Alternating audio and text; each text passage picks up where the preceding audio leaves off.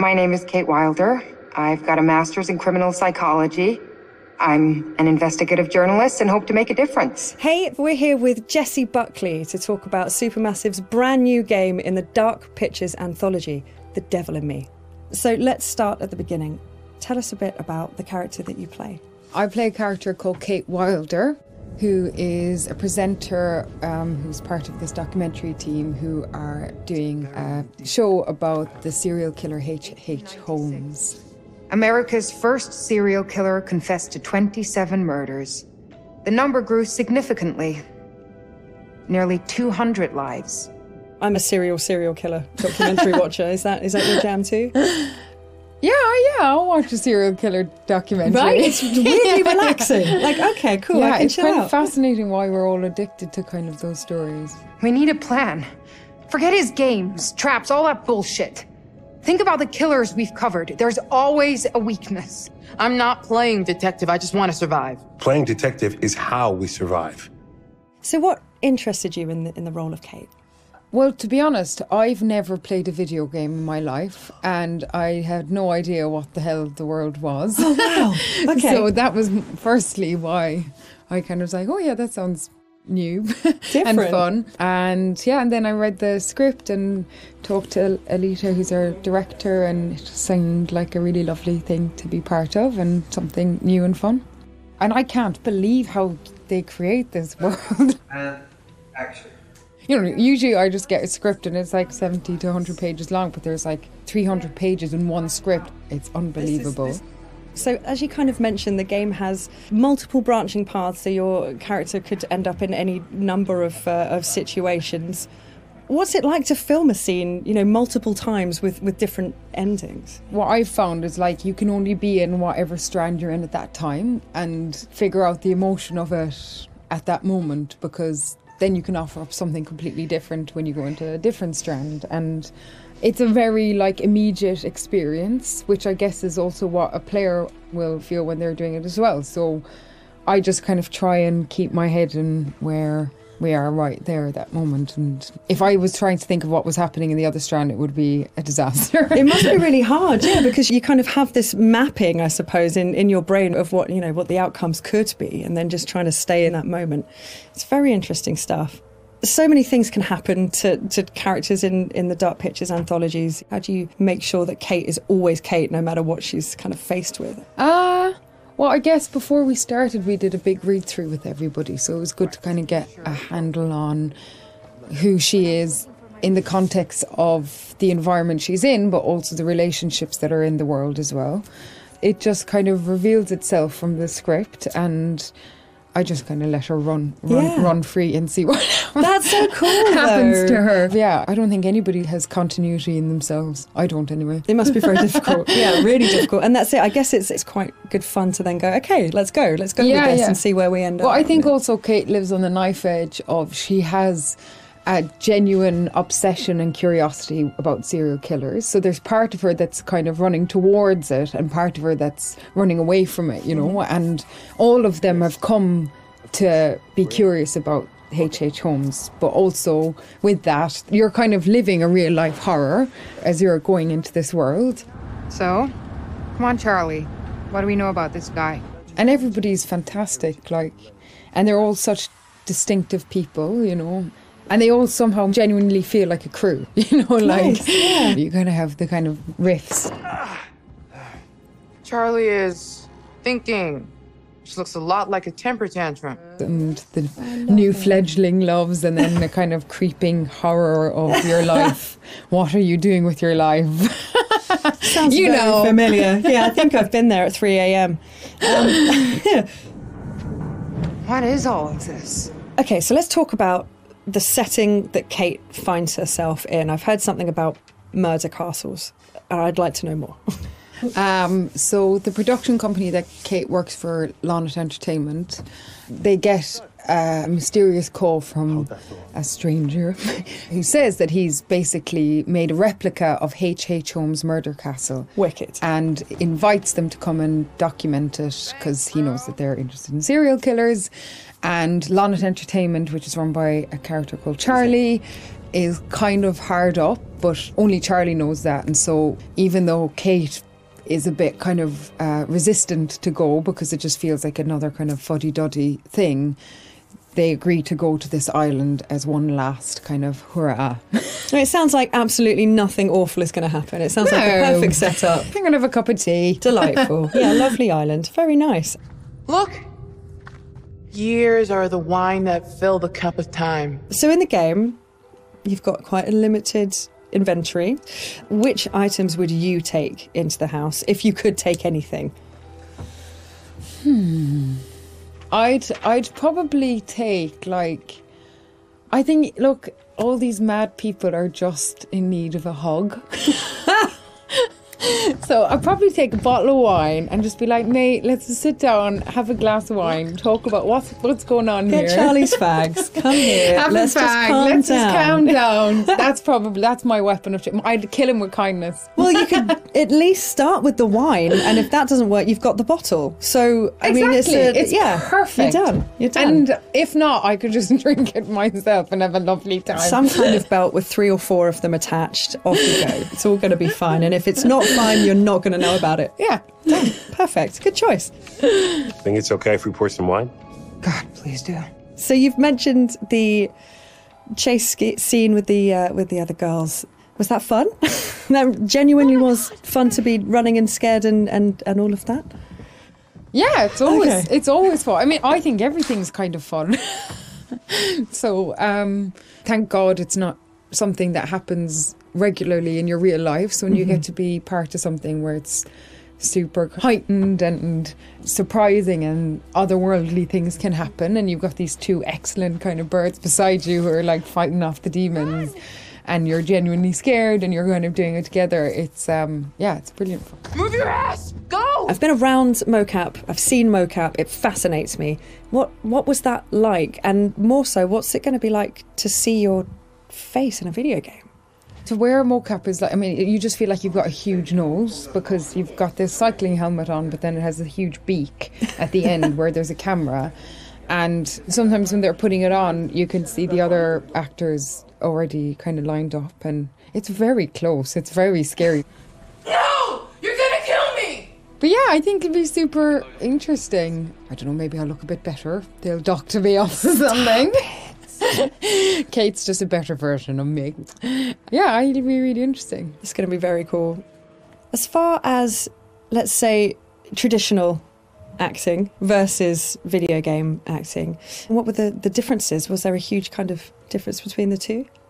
I'd say the main difference is just the speed at which you work when you're making a video game. You still have the same intention, and narratively it's the same kind of experience because you're creating characters together and you're creating a world together, and our wonderful director is like interacting with us as a film director would. And also you're on a stage where there's little square boxes and there isn't a costume, that's something that's added later, and all that's being caught is the emotions on your face.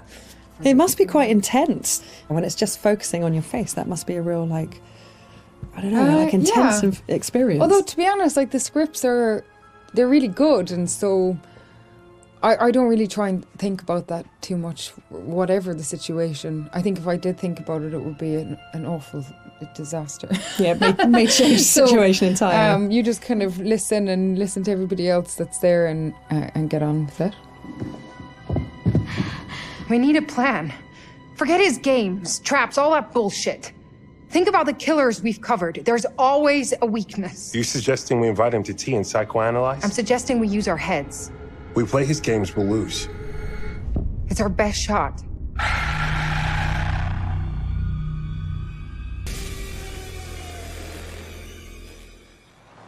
So, what do we know about this guy? He's rich, he's a recluse, he's obsessed with H.H. Holmes. We're going to a property he inherited from a relative. Some of the rooms are full recreations from the murder castle. Dumet has blueprints, documents, artifacts. Totally sane, I'm sure. There are various elements we knew we wanted to explore when designing the hotel, from developing areas and set pieces that generated a constant sense of uneasiness and tension, to memorable trap rooms that forced the player into frantic life and death decisions. I'm so sorry. We took a lot of inspiration from Holmes' original murder castle, as we wanted to capture the way that Holmes' castle was created to disorientate and confuse his victims. Welcome to the World's Fair Hotel. As cunning as Demet is, not everything in his castle runs like clockwork anymore. His operation has become so vast that he can't maintain everything, and the Lonnet crew have turned up at just the right time to exploit that. The production design for the hotel needed to reflect the original design, utilising a Victorian-style facade and castle turrets, interiors with ornate mouldings and panelling, being made larger to accommodate the game's intention to be used as a vast labyrinth to create fear and horror. This included the hidden rooms, sliding walls, trapdoors and secret basements, but with extra central monitor rooms and death rooms, all hidden from the guests, providing multiple layers and multiple levels to explore, unveiling the horror within. Special attention was given to the design of the areas such as the lobby, the bar area and the dining rooms to provide an authentic, believable Victorian hotel, bringing a feeling of magnitude and foreboding to intimidate the player. Guys? Is that you? The hotel guest rooms were designed to be opulent yet aged, in keeping in style with furnishings and fittings, yet having additional modern electronic window shutters installed to trap the victims. Secret observation rooms were also built adjoining, with hidden doorways to enter. Corridors were cleverly designed to include mechanical sliding walls hidden within the Victorian framework, used to change the layout of the labyrinth throughout the hotel. Fuck. The murder inventions designed within locations included the suffocation and crushing rooms, furnaces and acid baths. The monitor room was a newly constructed area, deep within the core of the hotel. This room allowed Demet the full control of the labyrinth and its workings. In The Devil and Me, we make use of a range of mechanics new to the Dark Pictures series to help convey the unsettling mood and threat of the hotel. With an expanded focus on exploration, the player spends a lot of the time exploring the hotel's labyrinthian corridors, and as each character revisits a shared area, the feel of it changes. Each character has their own unique light source. Erin and Jamie, as the practical sound and lighting techs, have fairly straightforward torches, with Erin's directional microphone providing an additional small light when in use. Mark, the camera operator, has his camera flash, lifting the darkness in short bursts and providing mini jump scares as the player suddenly sees something out of the gloom. Kate lights her way around with her makeup mirror, providing a small amount of light to fumble through the corridors. And then Charlie's sole light source is his own cigarette lighter, casting the hotel in its flickering orange light and barely really lighting anything at all. Jamie, over here. Each character experiences these shared areas differently through this, adding to the sense of the familiar hotel rooms changing with each visit. It's amazing. The Ellen Hotel was originally built in the 1890s. It was converted into a spa later on until it was abandoned and finally chosen by Demet for his murder playground. Some parts had been restored, like the rooms the characters stay in and the lush lobby and bar areas on the first floor. We work closely with concept art and art direction to create distinct color palettes and ornate assets that made those areas more inviting, while still leaving something unsettling about their imperfections. But elsewhere, we could show the hotel and spa's original treatment rooms and the indoor pool which had fallen into disrepair and other thematically different places. Our second challenge was getting into Demet's head.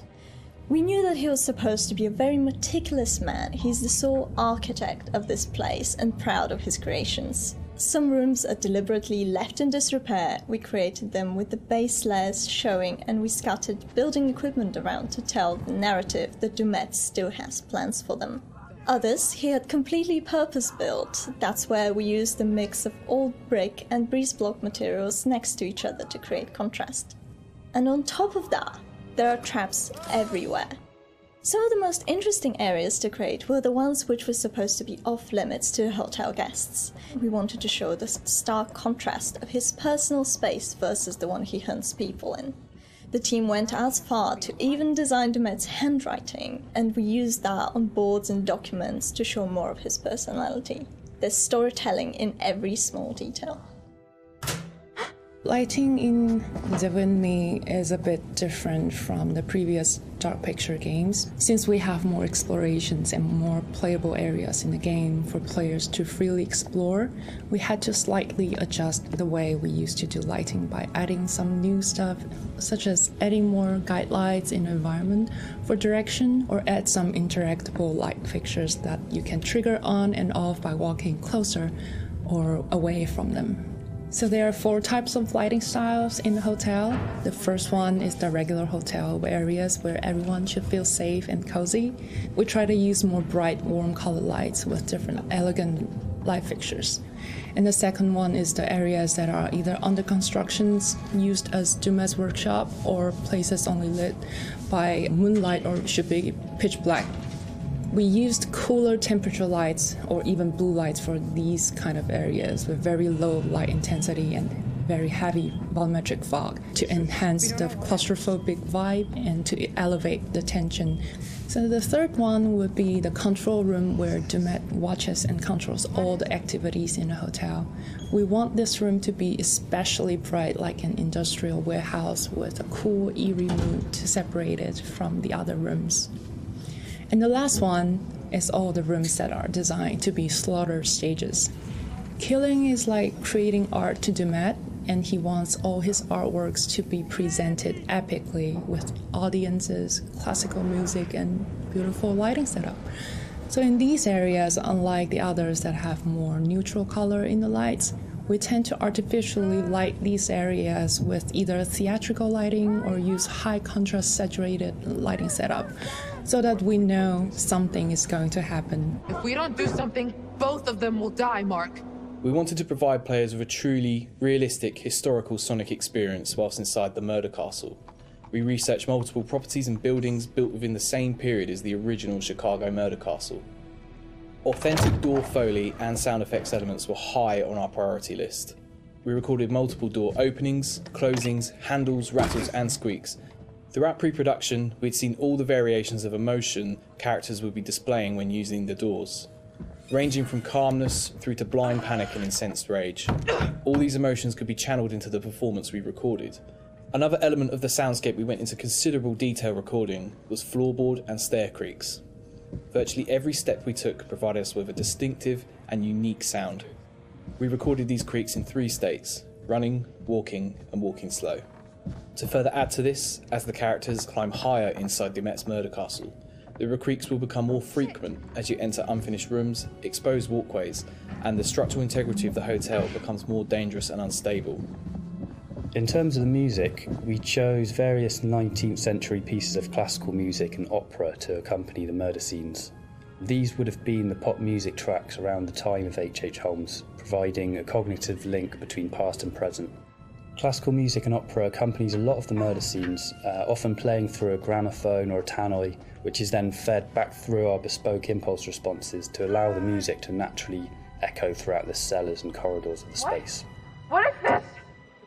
We took a similar approach as well with the abstract sound design, including nods to classic horror films with really discordant, unnerving piano impacts and bowed metal interspersed with electromagnetic recordings, synths and ultra-modern distortion to provide that juxtaposition and that link through time between the historical setting and the modern-day story.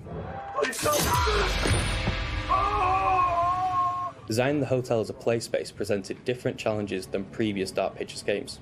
We've gone from quite open environments in House of Ashes and Little Hope to a more enclosed one with the hotel.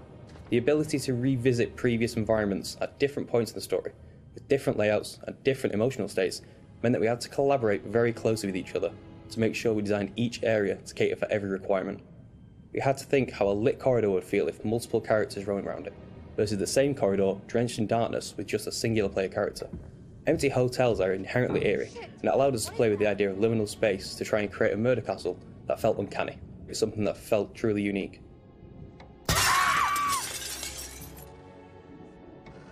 It's me! Get in here! Jamie? Thank God.